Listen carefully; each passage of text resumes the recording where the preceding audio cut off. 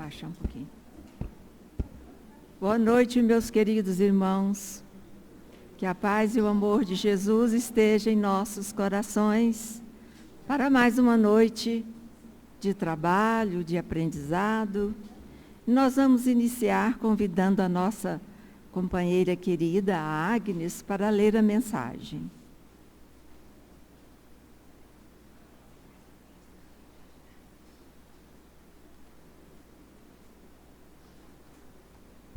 Boa noite, irmãos. Nós vamos ler a mensagem recebida em nossa casa.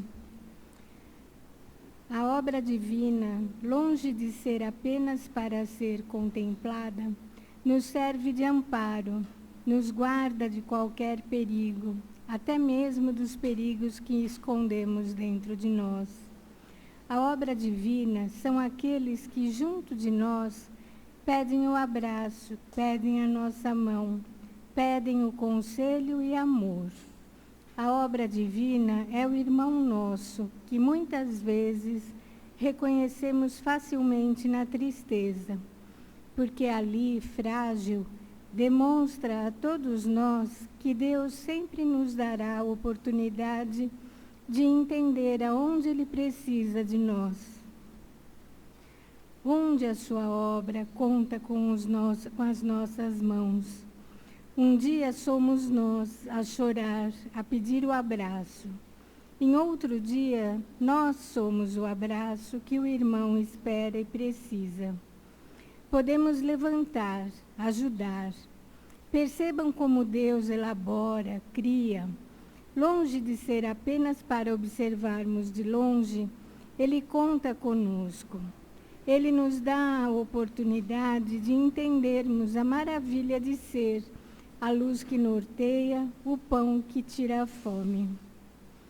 Percebam, meus irmãos, como o Criador se mistura às suas criaturas. E toda essa obra divina que é, nos coloca tão próximos do Pai, tão próximos do Criador, para dar amor, para ser o amor. Esse Criador não nos quer distantes, longe dele.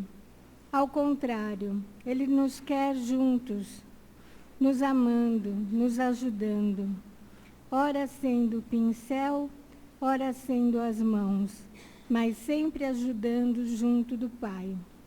Que Ele nos permita contemplar a beleza de sermos a sua obra, de permanecermos divinos junto dele, para lhe servir e entender o que é o amor. Ele nos ama. Que nos amemos sempre. Deus os abençoe.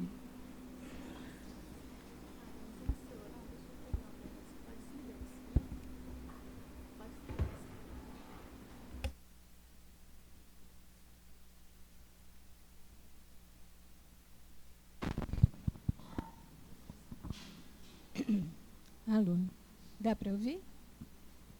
Não. Ei, som. Aproveitando então esta mensagem que nos convida ao amor, a sermos co-criadores com o Pai, a estendermos a nossa mão ao irmão, ao próximo, seja ele quem for. Vamos nos conectar a Deus, estendendo as nossas mãos para Ele, para que Ele nos conduza em seu amor, na busca de sermos seres humanos melhores a cada dia, que possamos compreender a importância de nos doarmos, seja da maneira que for, mas nos doarmos verdadeiramente ao outro. Que Jesus nos abençoe, esteja conosco esta noite e em todos os dias da nossa vida. Que assim seja.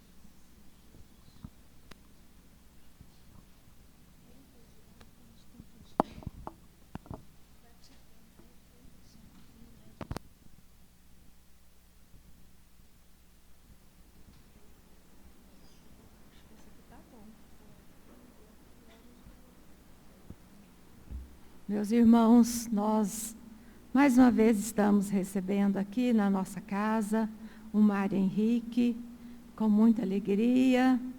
A gente gosta muito de ouvir ele, né, falar. Então, Mário Henrique, por favor.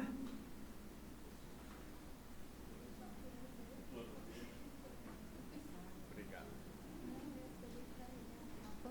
Vamos ver. Pode mexer? Pode? Pode. Não dá choque. Boa noite. Todos escutam bem? Sim? Graças a Deus, né? Já dá para começar a falar, né? Boa noite a todos. Que Jesus nos abençoe aqui.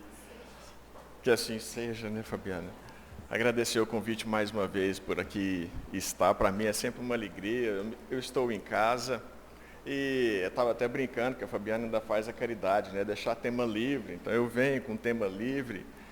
Mas é livre até modo de dizer, porque o microfone não estava muito bom, então às vezes não deu para perceber bem a mensagem que foi lida. Mas a mensagem que foi lida é exatamente aquilo que eu vim tratar. Foi por isso. É tudo combinado. Eu só não faço parte do combinado, mas foi tudo combinado. Tem uma lição de Emmanuel no Livro da Esperança, que chama Na Presença do Cristo. Nós vamos falar sobre isso. E a mensagem que foi colocada aqui, que foi lida, muito bonita por sinal, falou em relação ao Criador, mas o Cristo nada mais é do que um emissário. O Evangelho do Cristo é o Evangelho de Deus. Em qualquer ponto do universo, a verdade cristã é a verdade, porque é uma única coisa. Então, a mensagem que falou do Criador e de como nos posicionarmos para o Criador é exatamente a mensagem que Emmanuel traz neste livro, nessa mensagem, só que em relação ao Cristo. Na presença do Cristo é o nome da mensagem. Aí eu fiquei pensando, né? Emmanuel ele faz um apanhado de todos os tempos da humanidade, especificamente falando da ciência. Do quanto a ciência é lato sensu. Não só ciências naturais exatas, mas ciências biológicas, ciências humanas, e ele vai dando vários exemplos de como essas ciências facilitaram a nossa vida. Permitiram que a gente evoluísse em uma série de quesitos, sobretudo em conforto, mas também em conhecimento. Mas ele, em um momento, ele diz assim, mas o que antes a ciência não conseguia, hoje ela continua não conseguindo. A ciência, diz Emmanuel, é incapaz de aplacar os sofrimentos morais. A angústia que graça hoje é a mesma angústia que graçava ontem. E a ciência, propriamente dita, não consegue aplacar isso. Para isso, nós precisamos do Cristo, ou do Criador. E aí, eu estava pensando nesse título que Emmanuel também não brinca em serviço, né? Ele escolhe bem as palavras. Então ele falou, na presença do Cristo. Ora, para que isso aconteça, primeiro, é necessário que exista um Cristo. Concorda? Mas não é suficiente, é necessário que ele exista e que eu saiba que ele exista. Esse é um ponto. Segundo ponto, eu preciso me encontrar com ele. Não quer dizer que ele não está comigo. Muito pelo contrário, comigo ele sempre está. Mas eu é que muitas vezes não estou com ele. Então eu preciso me encontrar com Cristo. Para depois, uma vez que eu encontrá-lo, eu ficar presente. Então, na presença do Cristo, é o final do trajeto. Não é o meio do caminho, é o final. Onde eu me encontro com Cristo e eu me estou fazendo presente. Vamos começar por partes. O Cristo. Todo mundo aqui conhece o Cristo. Não conhece? Conhece o Cristo ou conhece o homem Jesus? Pode parecer que é pouca coisa, né? Mas olha, gente, Joana de Ângeles, no livro Desperte e Seja Feliz, E essa palavra aqui é muito importante, feliz. A mensagem que foi lida hoje foi de alegria.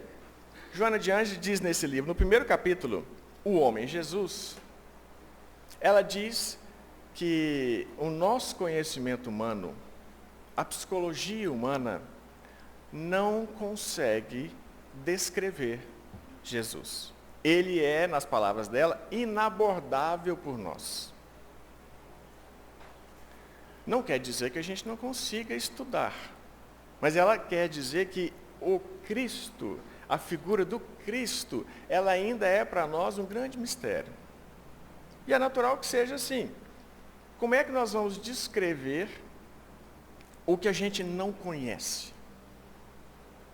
A gente só consegue descrever aquilo que a gente conhece. E ao descrever, se a gente não o faz bem, a gente já limita o objeto. Mas se a gente não conhece, como nós vamos conseguir descrever? E ela faz uma descrição, em poucas palavras, dizendo, Jesus, o homem Jesus, ela está dizendo o homem, não necessariamente do Cristo ainda. Ela diz do homem, o homem Jesus, dizendo que a sua energia era branda, a sua bondade era sem pieguismo, ele nada temia, ele amava todas as criaturas. Criaturas são todas. Barata, alguém ama barata? Jesus, num episódio em que todo mundo reclamava, que estava naquela estrada poeirenta, com meio de despojo, acharam ali uma ossada de um cão, e todo mundo no lado negativo daquela figura, da morte. O que ele lembra? Mas que dentes belos ele tinha. Realmente, ele amava todas as criaturas. Ele era severo, mas não brutal. Ele era afável, mas não conivente. Ele era nobre, mas não orgulhoso. Ele era humilde, mas não verbal. Joana diz, portanto, que nós não conseguimos bem entender o homem Jesus. E a gente vê isso claramente. Quantas passagens nos evangelhos a gente lê e fala, mas não é possível. Deve ter tido uma tradução errada, porque não é possível que ele fez isso.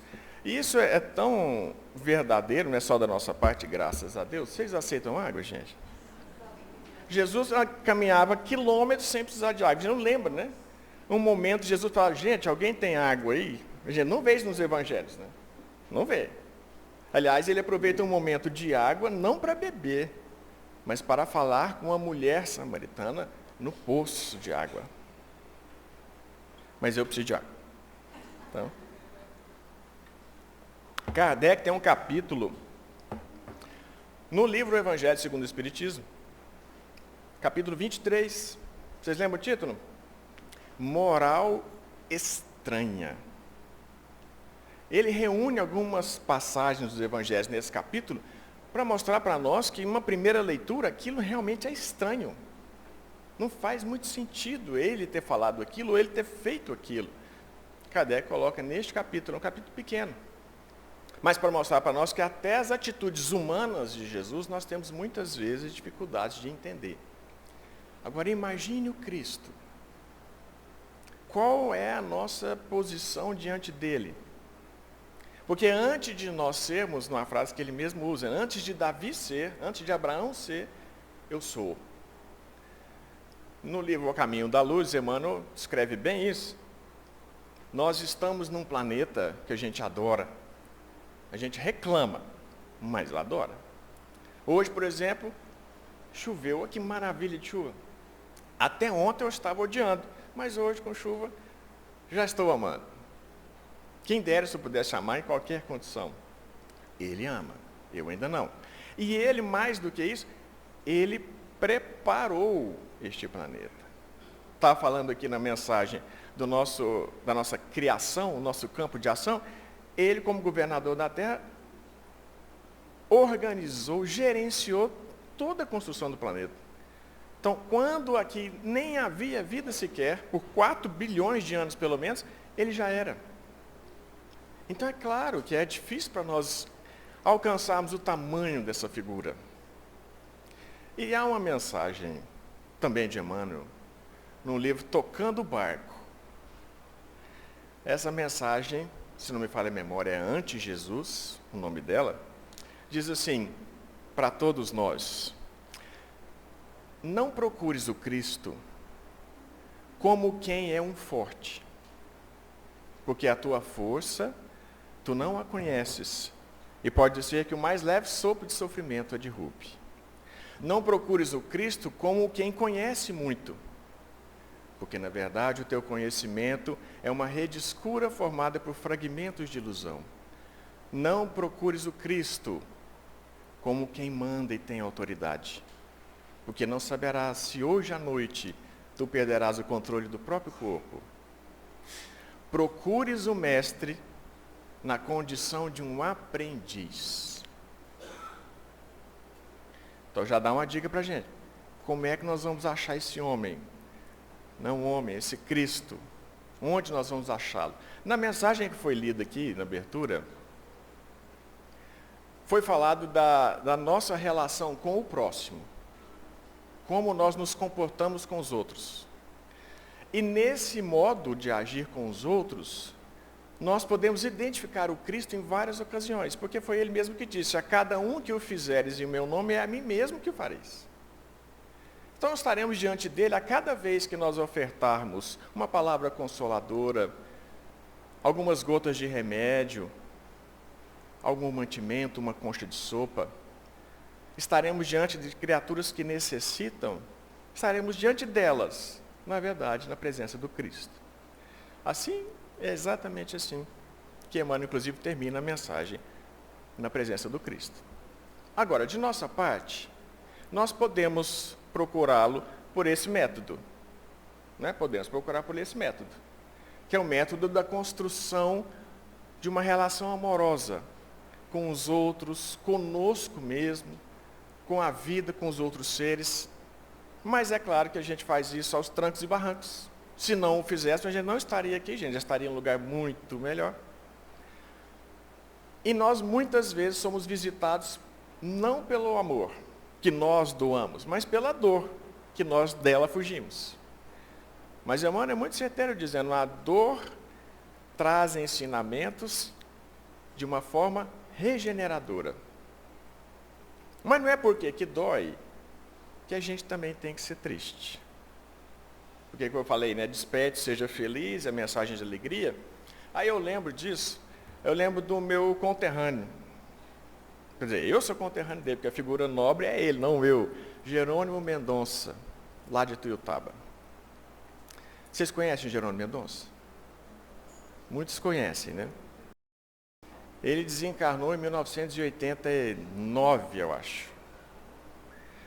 E ele era um jovem, ele nasceu perfeitamente são, um jovem atlético, alto, forte, vaidoso. E ali por volta dos seus 17, 18 anos, começou a desenvolver uma doença neurodegenerativa que ele foi perdendo alguns movimentos gradativamente. Mas além de perder os movimentos, ele tinha dores terríveis, uma artrose violenta.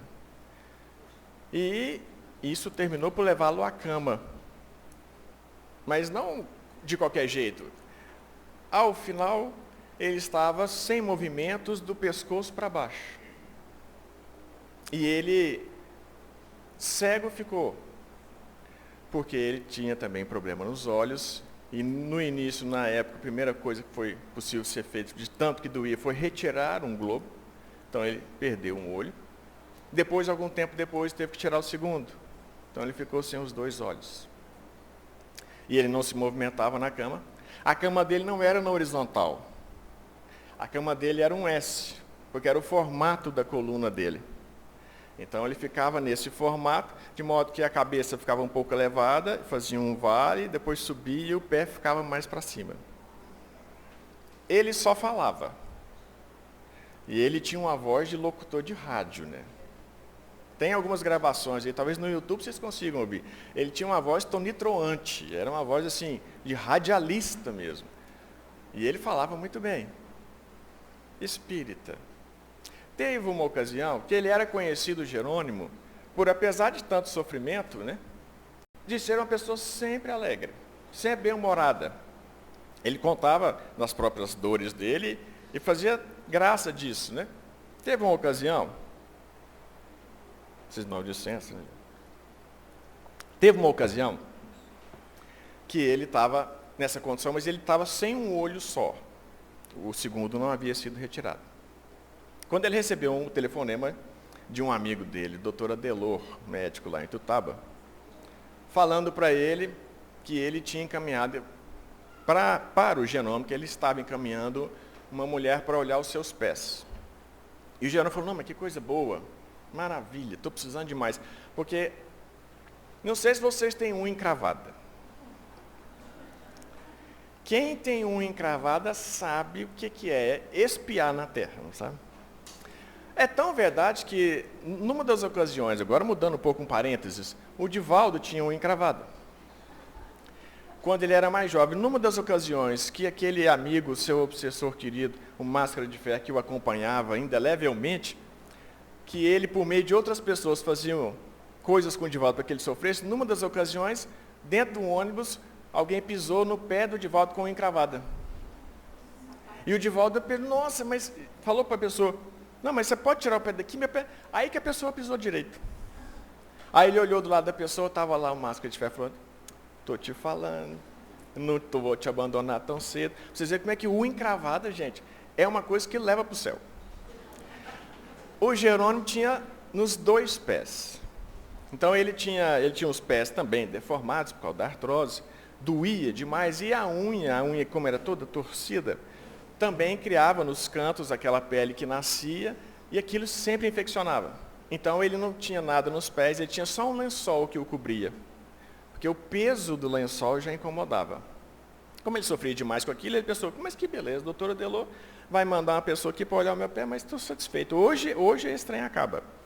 E aí passou um pouco, chegou uma senhora muito distinta, bem vestida, e falou para ele, olha, Jerônimo, quem me mandou aqui foi o doutor Adelor, vim aqui olhar os seus pés. Ele falou, pois não.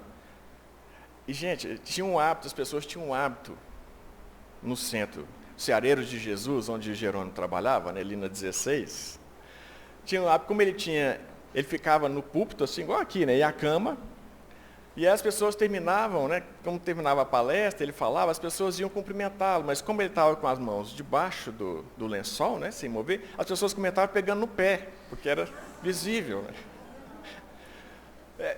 É um martírio, né.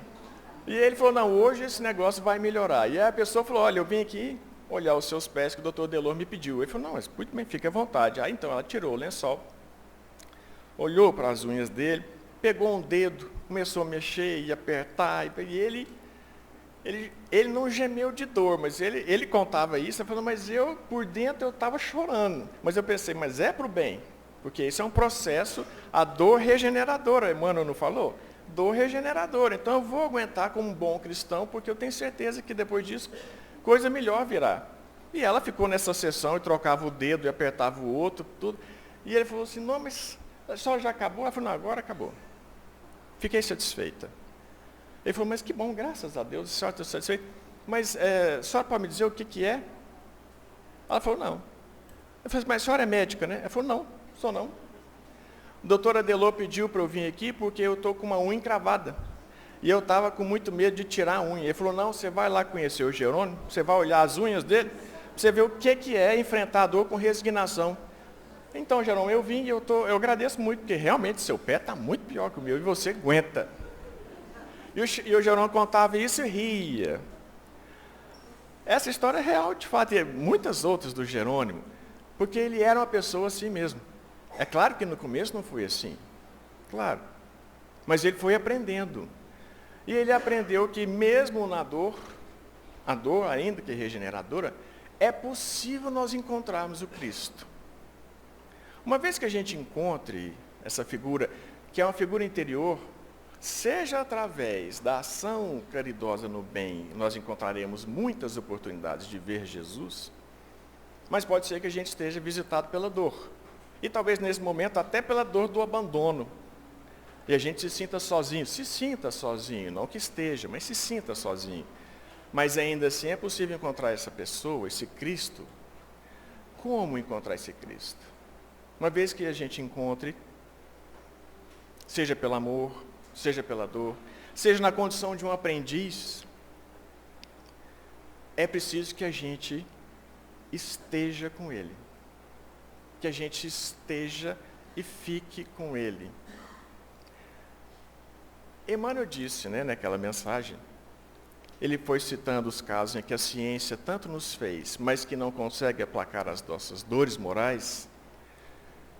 De fato, se a gente não tiver atenção nesses momentos em que nós estamos com Cristo, a gente pode, e isso acontece conosco, espíritas também, com muito recurso que a gente tem de conhecimento, de compreensão acerca da vida, dos porquês, das causas e do futuro, a gente pode muitas vezes incorrer num excesso de, de intelectualidade e menos de coração. Vou dar um exemplo também real, mas agora do Carnal, Leandro Carnal. Ele escreveu uma coluna já tem um tempo, logo depois que a mãe dele faleceu. Era uma coluna de Natal, chama Ouro, Incenso e Mirra, essa coluna, essa reportagem, esse texto. O pai dele já havia falecido há um tempo, o pai dele era muito católico, a mãe também muito religiosa, e ela havia falecido naquele ano. Então era o primeiro Natal que ele passava sem ela, e ele era muito ligado a ela.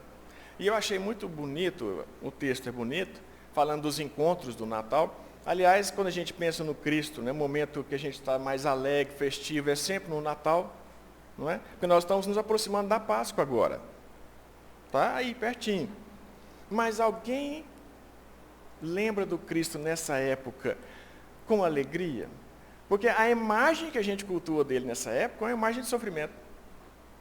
É uma imagem de terrível sofrimento. Ora, se Jerônimo conseguiu mostrar que no sofrimento é possível estar presente com Cristo e ainda ser alegre, que dirá o Cristo? Que dirá o Cristo? Então, para a gente ter essa reflexão, estamos nos aproximando da Páscoa, que imagem que nós construímos do Cristo? Pois bem, neste caso, quando nós estamos com essa sensação, e o Carnal pegou exatamente o espírito da coisa, escrevendo sobre o Natal, inclusive sobre, embora a gente trate como um momento muito festivo, muito alegre, mas quando a família reúne no Natal, e é uma família não só nuclear, mas a expansiva, os primos, os tios, os cunhados, geralmente dá confusão. Não dá? Geralmente dá confusão. Dá uma confusãozinha ou outra aqui, tudo bem. Porque pelo menos a gente está junto. Antes, ficássemos mais tempo juntos, às vezes não dava tanta confusão. Encontra uma vez no ano, dá confusão. Mas ele brinca com o texto, mas aí ele fala uma coisa interessante. Ele fala assim em relação à mãe dele, que teve uma ocasião, e ele foi muito sincero. Ele disse, dentre os vários erros meus, teve um com a minha mãe, numa ocasião que ela estava numa crise de tosse e achava que ia morrer. E ela me pediu ajuda, e eu então compareci e apresentei com toda a filosofia o ponto de vista racional de enfrentamento do medo da morte. Tudo o que eu falei foi na visão de um professor, quando o que ela mais necessitava era simplesmente um filho, de alguém que a abraçasse, que compartilhasse com ela desse medo, da finitude, falando, mãe, eu sinto como você, mas eu não fiz isso. Eu ofereci a objetividade de um cérebro a uma mãe que ansiava e suspirava pelo calor de um coração. Quantas vezes nós espíritas, quantas vezes alguém nos busca, ou a gente vai ao socorro de alguém que acabou de perder um ente querido, faleceu, desencarnou, e a gente, antes de dar o abraço, a gente já põe a mão no ombro, como assim, senhorio, dizendo, não, mas está tudo certo, foi em paz, ele está sendo atendido, ou ela está sendo atendido, e na verdade é um processo natural, isso acontecerá com todos nós, logo daí a pouco nós também desencarnamos, nós precisamos atecer o conhecimento espírita mas sem um calor do coração. Chico dizia, quando uma mãe perde um filho e vem procurar, o que eu faço é abraçar e chorar junto. E ele podia fazer qualquer outra coisa, porque ele tinha condições de fazer qualquer outra coisa, mas ele respeita a dor. Então há um momento da gente ser um cérebro objetivo, e há um momento da gente ser um calor humano, de uma pessoa, abraçando outra pessoa, ajudando outra pessoa. Quando a gente faz isso, a gente reconhece na outra pessoa a dor que a gente teria naquela condição. Nós estamos na frente do Cristo. Nós estamos na presença do Cristo quando estamos assim. Mas para estarmos, uma vez que a gente encontre o Cristo, uma vez que a gente reconheça a sua importância e existência, a gente se encontre de frente a Ele, agora a gente precisa falar sobre estar presente. E aí tem um texto da Ana Teresa Camasmi, está no livro Palavras para a Alma, um capítulo que chama justamente Presença. Ela diz assim, olha, pode parecer paradoxal, meio contraintuitivo, mas ela diz, na maior parte do tempo, nós estamos fora de nós mesmos. Nós não estamos presentes em nós mesmos.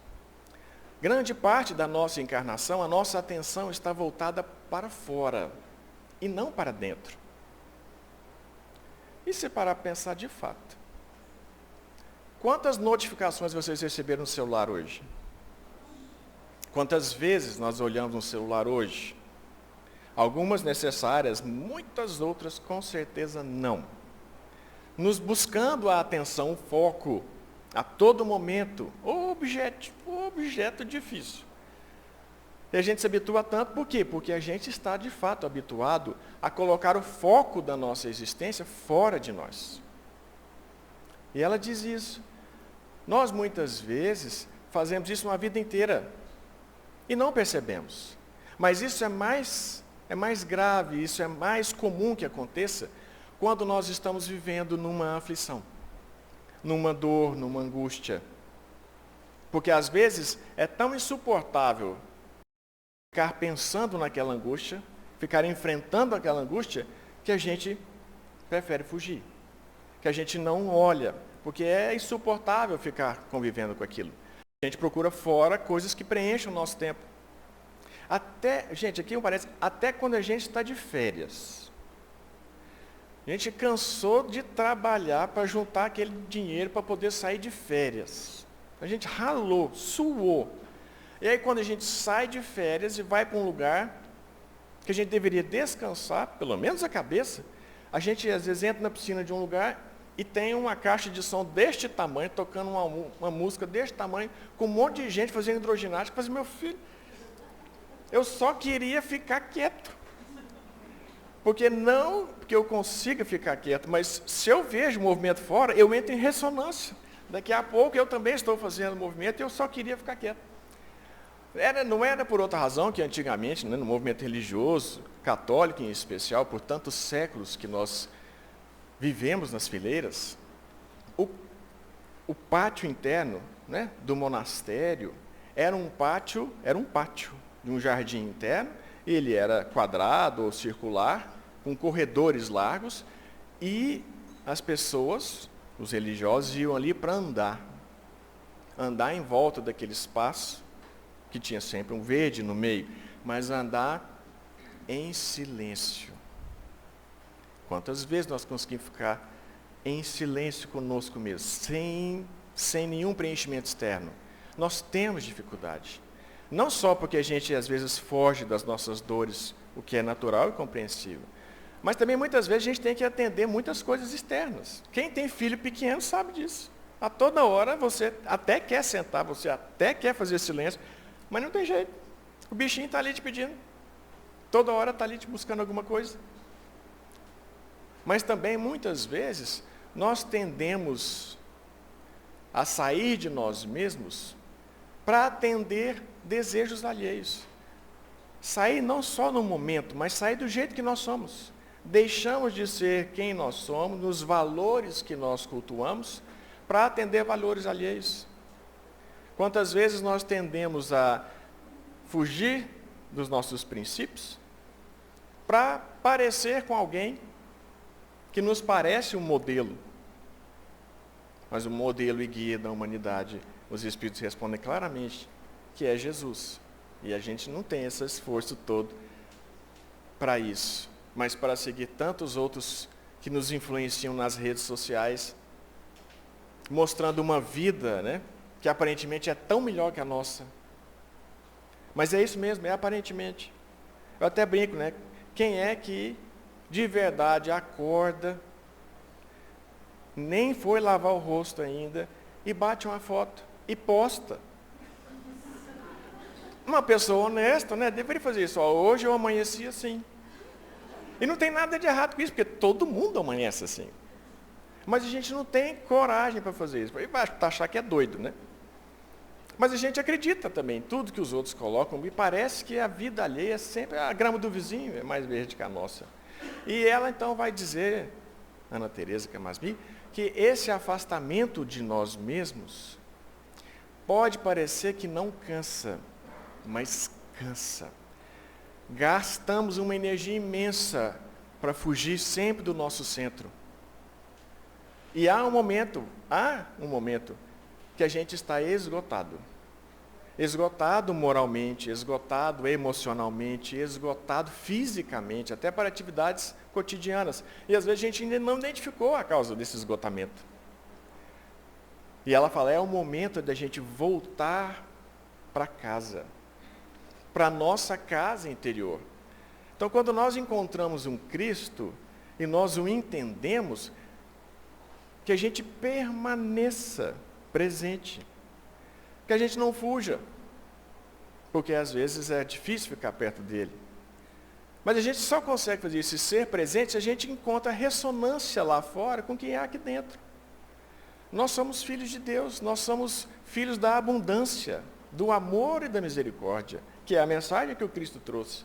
Nós somos filhos dessa realidade. A cada vez que nós nos deixamos afastar, nós nos exaurimos. E haverá um momento que a gente vai pedir ajuda para voltar para casa. Nada mais é isso que a parábola do filho pródigo. A gente pensa na figura paterna como um Deus, mas o reino de Deus está dentro de nós. É preciso que a gente volte para dentro de nós. Quando a gente está esgotado de buscar fora de nós o que a gente não encontra, e não encontraremos, chegará um momento do extremo cansaço, como o filho pródigo, e fala, eu vou voltar à casa do meu pai, porque lá os servos comem melhor do que eu. E eu vou voltar como um servo, não quero voltar como um filho. E ele volta. E isso acontecerá conosco. Nós voltaremos para a nossa casa interior. E estaremos presentes em nós mesmos para estarmos presentes em relação ao Cristo. Quando tem uma passagem no Evangelho de Marcos, capítulo 10, que todo mundo conhece, é de um cego. É um dos poucos cegos que tem nome no Evangelho. Lá no capítulo 10, lá versículo 46 mais ou menos, eu não lembro bem. Mas é um cego que é nomeado. Ele tem nome e sobrenome, porque naquela época o sobrenome era falar de quem é filho. E o evangelista Marcos cita que Jesus estava indo em direção a Jericó, e ele passava, era a última vez que ele se encaminharia até Jerusalém, na Páscoa, e ele estava rodeado por uma multidão. Quando ele se aproxima de uma porta, né, a porta de um templo, em que havia ali um mendigo cego, que vivia mendigando. E o nome dele era Bartimeu, filho de Timeu. Essa é a descrição. E já se diz que era uma pessoa conhecida. Era alguém conhecido por todo mundo. E aí, à medida que aquela turba avança com Jesus, ele escuta e ele pensa, é Jesus o Nazareno que vem. E ele começa a gritar. Ele grita, Jesus, filho de Davi. Jesus, filho de Davi. E ele começa a gritar cada vez mais alto, até que o povo chega perto dele e fala, fala mais baixo, para que isso? Não, deixa o homem passar. E aí que ele gritava com todo pulmão, até que então Jesus ouviu. E disse aos seus apóstolos que fossem até ele. e que o trouxesse. E então todo mundo faz aquele silêncio, vão até ele e falam: Jesus quer que você vá até ele. Ele imediatamente dá um salto, joga o seu manto, que ele tinha um manto, que é o manto do pedinte, um manto até oficial, né? Na época da Judéia, no Império Romano, o pedinte, ele tinha carteirinha. A carteirinha era uma roupa que ele vestia, um manto que ele tinha, que ele pudesse mendicar. Ele tinha liberdade para mendicar. Não era qualquer mendigo que podia mendicar. Então ele pega, joga o seu manto fora e vai na direção de Jesus. Dá a voz. E Jesus pergunta: o que tu queres? E ele diz: mestre, que eu veja. Por essa frase, a gente vê que ele já era cego de nascença. Ele não diz que eu veja de novo. Ele diz que eu veja. E Jesus, então, está curado. A tua fé te curou. E ele, a partir daquele momento, diz o evangelista, segue Jesus. É bem emblemático. Por quê? Porque ele, como cego, devia ter os seus outros sentidos mais apurados. Devia escutar bem. Então, de longe, ele já escutava aquela multidão. E a sua visão interior, a sua casa interior, como um cego, ele não tinha nada para ver no mundo de fora. Nada lhe chegava. As picuinhas, o farisaísmo, as brigas políticas, nada disso. Ele escutava falar sobre Jesus. E escutava falar sobre Jesus Nazareno. O termo Nazareno, na época, gente, era ruim. Porque os próprios galileus gostavam ali de quem vinha de Nazaré. Até havia a expressão, nada de bom vem de Nazaré. Jesus, como um enviado de Deus por excelência, fez questão de vir de lá. Só para provar que de qualquer lugar pode vir coisa boa. E esse pedinte, esse cego, quando ele tem certeza de que é Jesus, o Nazareno, que muitos chamavam assim, os pobres doutores do Sinédrio chamavam Jesus assim, de propósito, porque isso denotava a figura do homem simples, do homem filho de um José que ninguém sabe, de um carpinteiro qualquer. Mas quando esse cego, na sua casa interior, escuta aquele povo chegando, o que ele grita? Ele grita: Jesus, filho de Davi. Ele não fala Jesus Nazareno. Ele fala: Jesus, filho de Davi, tem piedade de mim. Quando ele diz filho de Davi, ele não está se referindo a Jesus como um homem. Porque na profecia de Jeremias, filho de Davi era como seria chamado o Messias. Ele tem certeza que aquele homem é o Messias. Ele tem certeza que aquele homem não era um homem, era um Cristo vivo.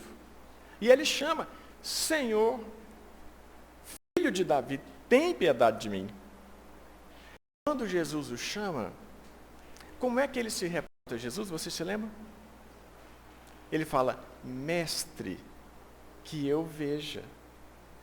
Como é que Emmanuel pede naquela lição, tocando o barco, que a gente se aproxime de Jesus, não como quem tem poder, não como quem conhece, não como quem manda, mas como aprendizes, que a gente busque o mestre como um mestre, como uma criança. Como uma criança, porque o reino de Deus é para aquelas que se assemelham. Quando nós fizermos assim, e Emmanuel conclui nessa lição, quando nós fizermos assim, não será o nosso cérebro a buscar o homem Jesus, será a nossa alma buscar o Cristo. E quando o nosso cérebro busca o homem Jesus, poucas condições temos de compreender as lições do Evangelho. Mas quando buscamos o Jesus, na condição da criatura que ama, tudo entenderemos. E seguiremos felizes rumo ao grande futuro. Palavra de Emmanuel: felizes. A felicidade não é uma meta, é um processo de conquista, que nasce do dever retamente cumprido e da fé no futuro. Quando temos essa fé, por pior que seja o presente, a gente sabe que ele passa e que o futuro é melhor do que hoje. Que Jesus nos abençoe nessa tarefa e que ao encontrarmos o Cristo, onde quer que Ele se encontre dentro de nós, ou em qualquer ressonância externa que a gente assim o identifique, que a gente se deixe estar presente. Que a gente se deixe estar presente. E siga como o cego, que nunca mais o abandonou. Largando o manto que era tudo que ele tinha, para seguir o homem que ele sabia que não era um homem, era o Cristo. Que Jesus nos abençoe.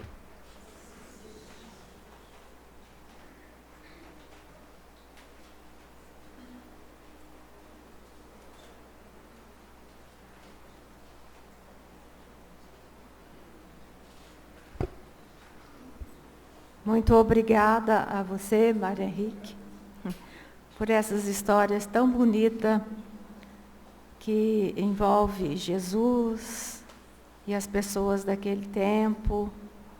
É muito bom, cada vez que a gente ouve, para ver o quanto ele era amado e respeitado.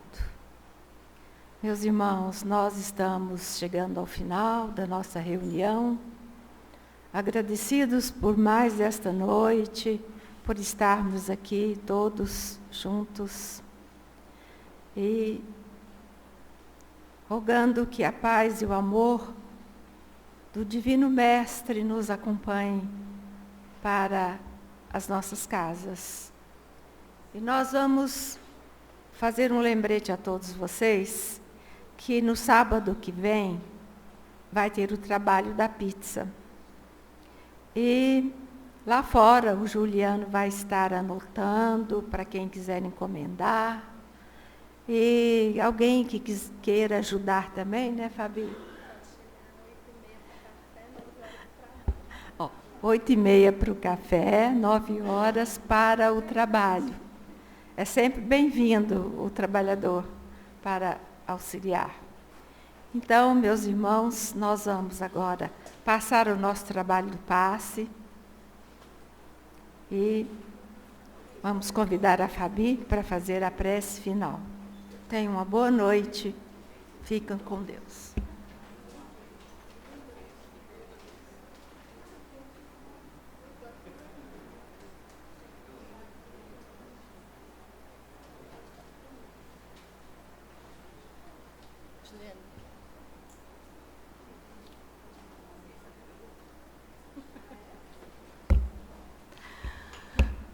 Então nós vamos, nesse instante, com cada palavra que aqui foi dita, com tanto sentimento, lembrarmos do Mestre Jesus, percebermos essa luz que nos envolve e que sempre nos convida a olharmos para o nosso interior, buscarmos esse ser que é a imagem e semelhança do próprio amor. Amados irmãos, que a paz do Cristo Jesus se faça em nossos corações e, sobretudo, que ao senti-la, possamos nos pacificando, buscar pacificarmos onde quer que estejamos.